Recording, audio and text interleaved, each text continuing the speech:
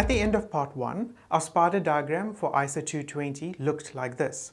In this clip, we will focus on the remaining 4 components of ISA220.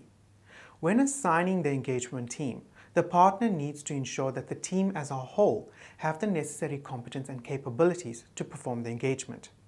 ISA220 paragraph A11 requires the partner to consider the practical and technical experiences as well as knowledge of professional standards and experience with relevant industries. The partner should also consider the team's ability to apply professional judgment. With engagement performance, there are 2 elements that you must understand and be able to explain. The first relates to the partner's responsibility to provide direction and supervision. Direction relates to allocating responsibilities, guidance on problems and issues, and providing the audit approach. Supervision relates to keeping track of the audit and its progress in respect to timing and budgets, as well as identifying problems and making changes to the audit approach.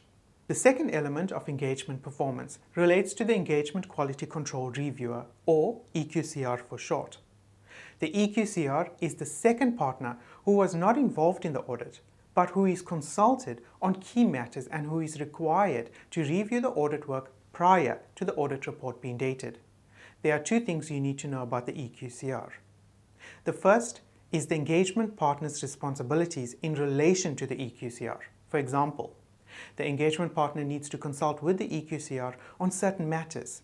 You need to know what these matters are. Refer to ISA220 paragraph 18. You also need to understand the evaluation that the EQCR needs to do. ISA220 paragraph 20 provides the general evaluation work that the EQCR needs to perform. ISA220 paragraph 21 provides specific evaluation work required for listed companies. You need to read these, understand them, and be able to discuss them. Monitoring process simply requires the engagement partner to note the findings and deficiencies identified by the firm and measures that have been taken to rectify these issues. The review component of ISA220 is extremely important. A review is conducted on 2 levels. The first is a detailed review. This is performed by the auditor in charge or the audit senior. This type of review will include inspection of each and every working paper. The second level is a higher level review, which is performed by the engagement partner, who is responsible for signing the audit report. The higher level review will be broad and will focus on the bigger picture rather than specific details that are included in individual working papers.